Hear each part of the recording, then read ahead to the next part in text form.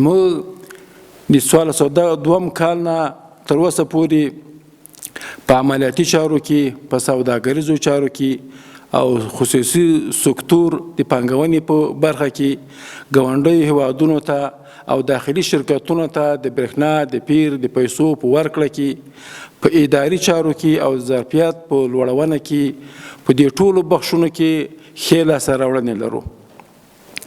له ټول نه لومړی جناب علي قدر امیر المؤمنین حفظه الله د فرمانونو او حکمونو عمل کول دي. د افغانستان برېښنا شرکت اړوند د علي قدر امیر المؤمنین حفظه الله فرمانونه، حکمونه، لارښوونې او همدغه راز د کابینې مصوبې د رئیس الوزرا عالي مقام او د محترمو معاونیتونو احکام، لارښوونې او پریکړې تعقیب او پلي کړي دي. د خپلو عمده لاسته راوړنو په تسلسل کې مو یوه هم د کاسا هزار پروژې پرمختګونه دي. تاسو پوهیږئ د افغانستان د اسلامي امارت له فتح نه وروسته خارجي هغو کومک کوونکو چې په افغانستان کې مختلفې پروژې تمویلولې خپلې پروسې په ټپه درولې ولې. د اسلامي امارت ښې حکومتولۍ او د برېښنا رهبرۍ هڅو دنیا په دې قانع کړله چې د افغانستان اسلامي حکومت یو معیاري او د اصولو او د خلکو د غوښتنو او اورېدلو سره سم یو موازي حکومت ده. د برېښنا شرکت رهبري په هڅو سره مو وکولی شوی چې بینګ جهاني له مشرتابه او د دوی له کمیټې سره مسلسل فزیکي او لاین خبرو وروسته د کاسا یک هزار د کارو د پاتې کارو په بشپړولو باندې موږ او دوی هوکړلیک لاسلیک کړ. د کاسا یک هزار کارونه تقریبا صفات دي د 90 میلیونو ډالرو په شاوخوا کې کارونه پاته دي چې دا به هم د 2 کلونو په اندر کې منځ کې انشاءالله ترسره سي. د کاسا هزار پخواني کارونه 82% مخته تللي وو او اوس یې تقریبا 28% کارونه پاته دي چې دا به هم په ډېر لنډ وخت کې پیل سي او د 2 کلونو په وخت کې به بیرته کار ته وسپارل سي. عملیاتي چارو کې موږ دغه لاسته راوړنې راوړي دي. لومړی د بلخ ولایت چمتال ولسوالۍ سبسټیشن چارې بشپړې شوې. د چمتال سبسټیشن 4 میګاواټه ظرفیت لري. دا د افغانستان د اسلامي امارت د برېښنا شرکت له داخلي بودیجې څخه 68 میلیونه افغاني ورته تخمین شوي دي او په دې پیسو به جوړیږي. که چیرته موږ دغه سبسټیشن په خارجي خلکو جوړولی د هغوی نرخ کابو 2 میلیونه امریکایي ډالر وو چې تقریبا 1 میلیون ډالر امریکایي موږ همکارانو د برېښنا شرکت قدرمنو کارمندانو په خپلو هڅو توان وکولی سوی چې دغه پیسې بچت کړي. دوم، د میوند ولسوالۍ د برېښنا شبکې چارې بشپړې او ګټې اخیستنې ته وسپارل شوې. د میوند ولسوالۍ 4000 پیرودونکو ته د برېښنا رسونې شبکه جوړه سوه. د ملالۍ میوندي 4 میګاولټ امپیر سبسټیشن سره دا شبکه ونښلول سوه. د برېښنا کارمندانو وکولی سوی چې دغه ټول سکیج، دغه ټول براور، دغه ټول تخنیکي چارې په خپل مټ ورسوي او دغه ټوټل لګښت چې راغلی ده 25 میلیونه افغانۍ راغلی ده. دا موږ ته خارجي شرکتونو په 50 میلیونه باندې جوړول چې موږ همکارانو 25 میلیونه افغانۍ برېښنا ته او ګټه راورسوله. دریم، غزني کې 2300 پیرودونکو ته د برېښنا شبکې ورسېده او دوی له دې نعمت څخه برخمن سول. هلته 14 پایې ترانسفارمرونه د شبکې سره وصل سول. د دغو ټول مجموعي ظرفیت 2300 کیلو ولټه ده چې 2300 وطنوال ته دغه خدمت ورسېدو او د برېښنا نعمت څخه برخمن سول. دوهمه برخه، د برېښنا لویو پروژو نیمګړیو کارونو پاتې چارې پیلول. په ټول هیواد کې د افغانستان د اسلامي امارت له فتح وروسته ټول مرستندویه ادارې خپلې مرستې درولې ولې، خو برېښنا شرکت رهبري هڅه وکړله هغه پروژې چې نیمګړې پاتې دي د هغوی د بیا پیلولو لپاره یې چمتووالی ونیول او هغه کارونه یې بیا له سره پیل کړل. په هغوی کې لومړی د شبرغان نه تر دشت الوان پورې، له دشت الوان نه تر ارغندې پورې 1500 کیلو ولټ لاین برېښنا لیږد مزي پروژې کار پیلول دي. د شبرغان نه تر دشت الوان 500 کیلو ولټ برېښنا لیږد مزي پاتې چارې او دشت الوان سب سټیشن کې د پراختیا یو پروژه د بشپړولو توافقنامه موږ له داخلي شرکت سره چې افغان انویسټ په نوم باندې له هغوی سره لاسلیک شوه. دا پروژه 2 لاټونو باندې پیلیږي. لومړی لاټ یې 2 برخې لري. لومړی برخه یې له شبرغان څخه تر دشت الوان پورې 1500 کیلو ولټ لاین مزي غځول دي چې په دې کې 1000 میګاواټه ظرفیت باندې به برېښنا لیږدول کیږي. د دې مزو 80 سلنه کارونه بشپړ شوي دي مخکې او پاتې کارونه به یې د برېښنا شرکت لخوا د دې شرکتونو سره لاسلیک شوي قرارداد مطابق سرته رسیږي. دوهمه برخه یې د دشت الوان نه 500 په 200 کیلو ولټ سب سټیشن کې د لاین بي او ریکټر بي 200 میګاوات ریکټرونو جوړول دي. د یادې پروژې بشپړېدو چارې د افغان انویسټ شرکت سره سپارل شوي دي او لومړني او ابتدایي کارونه یې په ساحه کې پیل شوي دي. دوهم لاټ هم 2 برخې لري. لومړی له دشت الوان څخه تر ارغندې پورې 500 کیلو ولټ لاین مزي غځول دي او د یاد موضوع 93% کار مخکې سرته رسېدلی ده او د سب سټیشن کارونه یې 80 سلنه مخته رسېدلي دي. او دغه پروژه د یوفي بهرام شرکت سره د اوبو انرژي وزارت لخوا لاسلیک شوې ده چې د هغې د حفظ مراقبت تعقیب چارې به ټول محترم د آب انرژي وزارت مخته وړي. پخوا د دې پروژې مالي ملاتړ د آسیایي بانک لخوا ترسره کېدو له فتح وروسته د افغانستان برېښنا شرکت په هڅو خصوصي پانګوال وهڅول شول. اوس مهال د خصوصي پانګوالانو لخوا دغه پروژې تمویلیږي. د غزني کندهار 200 کیلو ولټ لاین مزي مهمه پروژې د پاتې چارو له جملې څخه 100 پایو تهدابونه جوړول بشپړ شوي دي او نور پاتې چارې لکه د پایو بسته‌بندي، استنادي دیوالونو، د موادو کمښت راوړلو او د مزو غځولو چارې دغه کارونه په تدارکات پراته دي. دا هم په بشپړېدا باندې. دریم نورجهاز سب سټیشن د چارو پیل.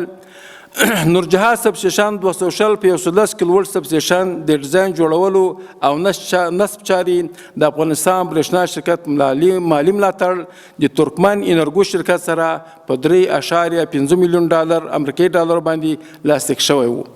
دا پروژه په 2022 کال د اپریل په میاشت کې پیل شوې ده چې د ظرفیت 125 میګاواټه امپیر ده. د چارې بشپړېدو وروسته به د هرات د برېښنا ولتاژ له 210 نه 220 ته پورته سي او د پیرودونکو شمیر به یې له 1,60,000 نه 1,50,000 ته پورته سي. یعنې 10,000 خلک به نور هم د برېښنا نعمت څخه برخمن سي. د برېښنا تولید بندونو جوړولو اړوند پروژو د پاتې چارو پیلول او بشپړول. لومړی پنجشیر کې د پارندې برېښنا تولیدي بند د رغولو چارې پیل شوي. د پارندې برېښنا فابریکې د رغولو پروژه په 1600 هجري شمسي کال کې د زمري میاشتې په 24 نیټه باندې درول شوې ولې او بیا ځلې په 1602 کال هجري کې د شاوخوا 90 سلنه چارې ترسره شوې ولې د برېښنا شرکت لخوا د خصوصي شرکت سره دا کارونه مخ په وړاندې بیول کیږي او دغه پروژې ظرفیت 4 میګاواټه ده. د دې پروژې قیمت 7.8 میلیونه امریکایي ډالر و چې په هغې کې 7.2 میلیون ډالر قرارداد ته ورکړل شوي دي. پاته 4 لکه ډالر د وزارت مالیې د محترم مقام نه ورکول کیږي او دا پروژه په نږدې وخت کې انشاءالله سرته رسیږي. دوم د میدان وردګ اړوند چک تولیدي برېښنا بند د پاتې چارو پیلول. برېښنا شرکت رهبري په هڅو د میدان وردګ د چک فابریکه د بیا رغونې چارې هم ظرفیت 3.9 میګاواټه ده پیل شوي دي. دا فابریکه هم د امارت په راتلو نه وروسته کار یې په ټپه ولاړې ولې چې وروسته برېښنا شرکت وتانېدو چې قرارداد سره خبره وکړي او بیرته راسي او پاتې چارې په مخ بوځي. او په 1402 هجري کال د لړم په میاشت کې بیرته کارونه پیل شوي دي چې 150 میلیونه افغانۍ د وزارت مالیې لخوا دې ته ورکول کیږي او دا پروژه به سرته رسیږي.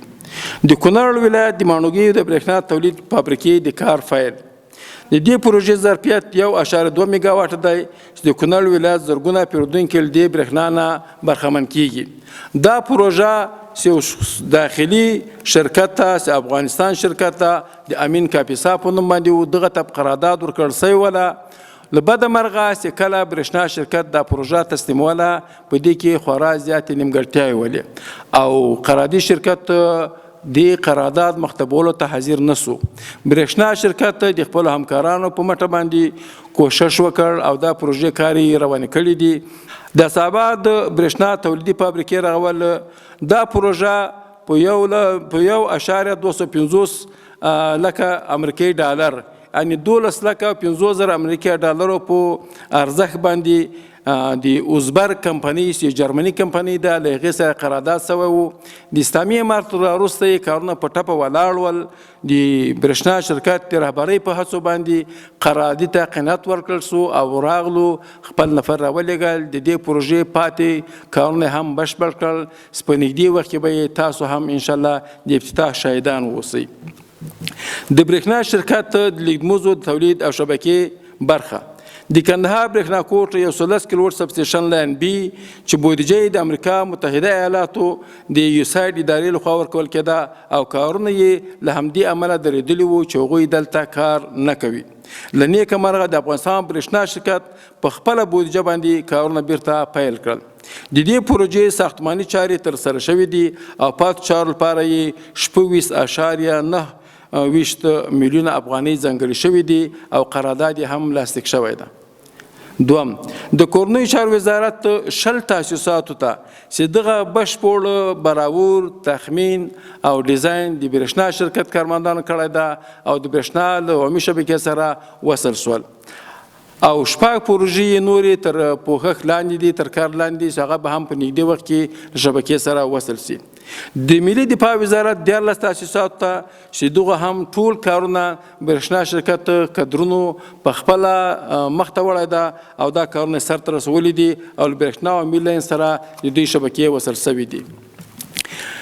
څلورم د ترخیلو 115 میګاواټ حرارتي دستګاه د سکاډا سیستم سافټویر او هارډویر نوي کول په مرکزي ډسپیچینګ کې د نقلو برېښنا بند سکاډا سیستم فعاله کول د ګلبهار سبسټیشن فعاله کول سکاډا سیستم سره د لوګر ګردیز وجزدران خوست سبسټیشنونو سکاډا ټلیفوني اړیکو او سکاډا ټیلیکام مرکزي ډسپیچینګ فعالېدل او همدارنګه د کندهار زولرستان سولري دستګاه وصل چارې له سکاډا سیستم سره دا ټول ترسره شوي دي.